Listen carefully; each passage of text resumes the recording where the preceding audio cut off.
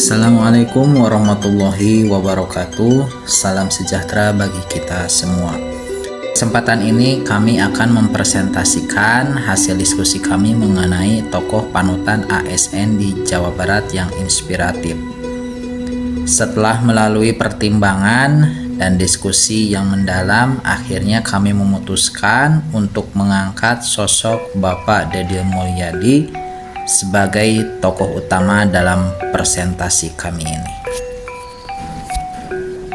Perkenalkan, kami dari peserta Dasar CPNS Kabupaten Majalengka, Angkatan 1 Kelompok 4. Di tanah Pasundan, lahirlah seorang tokoh yang dikenal dekat dengan rakyatnya, yaitu Deddy Mulyadi.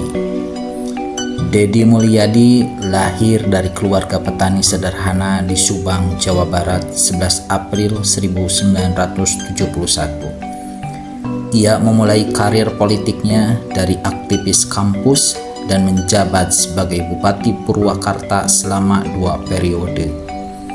Kepemimpinannya dikenal merakyat dan sangat menjunjung tinggi budaya Sunda. Saat ini ia menjabat sebagai Gubernur Jawa Barat.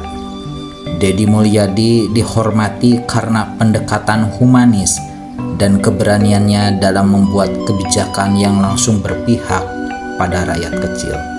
Seringkali diwujudkan melalui aksi langsung di lapangan.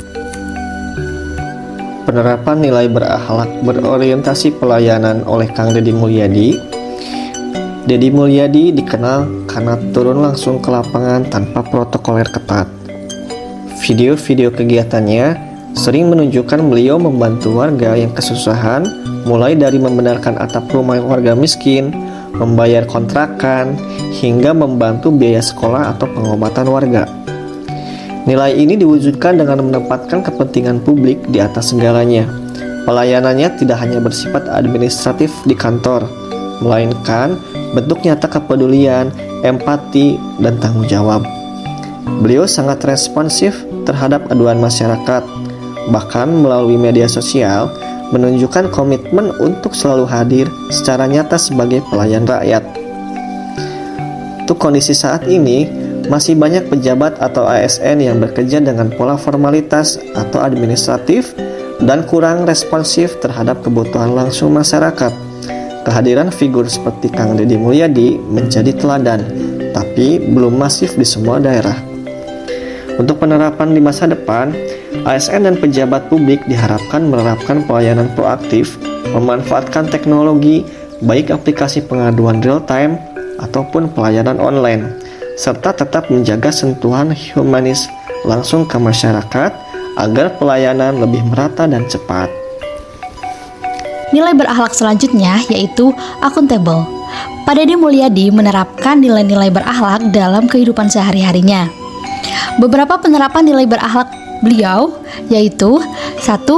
Terbuka dalam menyampaikan penggunaan anggaran pemerintah daerah. Yang kedua, saat menjabat menjadi Bupati Purwakarta, meraih opini wajar tanpa pengecualian dari BPK RI secara berturut-turut. Prestasi WTP ini menunjukkan integritas dalam pengelolaan keuangan daerah. Lalu, penerapan nilai berakhlak akuntabel dari Pak Deddy Mulyadi selanjutnya yaitu terbuka dalam menjelaskan seluruh proyek pembangunan. Melihat kondisi saat ini, transparansi anggaran sudah mulai ditingkatkan, tetapi masih ada kasus penyalahgunaan wewenang, korupsi, serta birokrasi yang lambat. Untuk itu, perlu adanya penerapan akuntabilitas di masa depan dengan didukung oleh digitalisasi sistem keuangan seperti e-budgeting, e-audit yang bisa diakses oleh publik. Yang ketiga, kompeten. Kompetensi beliau ditunjukkan melalui kapasitas kepemimpinan yang mampu mengelola pemerintahan dengan hasil nyata yang dibuktikan dengan berbagai penghargaan, misalnya Satya Lencana. Keahliannya dalam mengkomunikasikan pesan politik dan kebijakan dengan sederhana dan mudah dipahami oleh rakyat kecil juga menunjukkan kecerdasan komunikasi. Kondisi saat ini, sebagian ASN masih kurang kompeten dalam menghadapi tantangan era digital, terutama dalam literasi teknologi dan riset berbasis data. Untuk penerapan di masa depan, perlu peningkatan kapasitas ASN melalui pelatihan berkelanjutan, pemanfaatan riset, dan integrasi kearifan lokal dengan inovasi modern, agar kompetensi lebih adaptif terhadap perubahan zaman. Nilai berakhlak selanjutnya yaitu harmonis. Penerapan nilai berakhlak yang dilakukan oleh Deddy Mulyadi yaitu menjalin hubungan baik dengan semua golongan masyarakat tanpa memandang suku, agama, atau latar belakang. Nilai harmonis tersebut tercermin dari sikap toleransi, ramah, dan tidak diskriminatif. Jika dikaitkan dengan kondisi saat ini, masih terjadi gesekan sosial, politik identitas, dan intoleransi di sejumlah daerah. Figur pemimpin yang harmonis masih terbatas. Penerapan di masa depan yang bisa dilakukan yaitu nilai harmonis harus diperkokoh dengan pendekatan inklusif, dialog lintas golongan, dan penguatan moderasi beragama atau budaya sehingga ASN bisa menjadi perekat bangsa di tengah perbedaan. Yaitu loyal, di mana teladan kepemimpinan beliau di Purwakarta selama 2 periode menunjukkan dedikasi, inovasi, dan komitmen dalam menjaga etika pemerintahan. Beliau selalu mengutamakan kepentingan daerah di atas kepentingan pribadi dengan menjunjung integritas dan konsisten membela rakyat kecil sehingga kepercayaan publik tetap terjaga. Namun, kondisi saat ini menunjukkan loyalitas ASN seringkali kurang tepat arah, di mana lebih condong pada kepentingan atasan atau kelompok politik daripada masyarakat luas. Dan untuk kedepannya, loyalitas ASN harus diarahkan sepenuhnya pada Pancasila, Undang-Undang Dasar 1945, serta kepentingan rakyat, dan diperkuat dengan sistem meritokrasi agar ASN dapat bekerja objektif, profesional, dan bebas dari tekanan politik. Selanjutnya, nilai berakhlak yang diterapkan Kang Deddy adalah adaptif. Meskipun kental dengan kearifan lokal, beliau memanfaatkan media sosial seperti YouTube, TikTok secara aktif untuk menyampaikan informasi, edukasi, dan menerima masukan.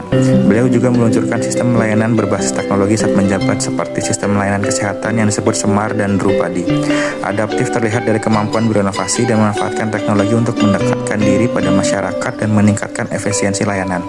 Deddy Mulyadi membuktikan bahwa kearifan lokal dan kemajuan digital dapat berjalan.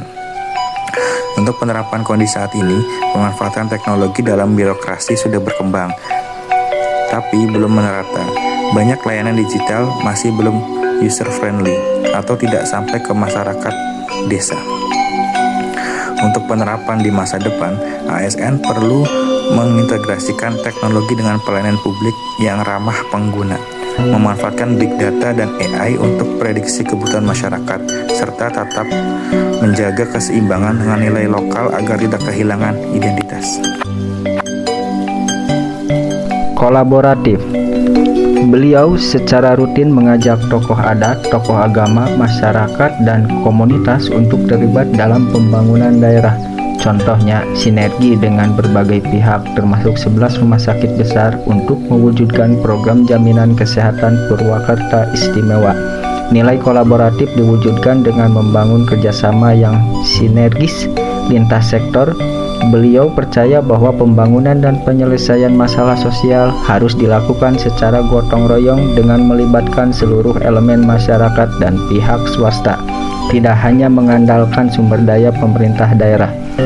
Kondisi saat ini, kolaborasi lintas sektor sudah ada, namun sering terhambat ego sektoral antar instansi, tumpang tindih program, dan minimnya keterlibatan masyarakat.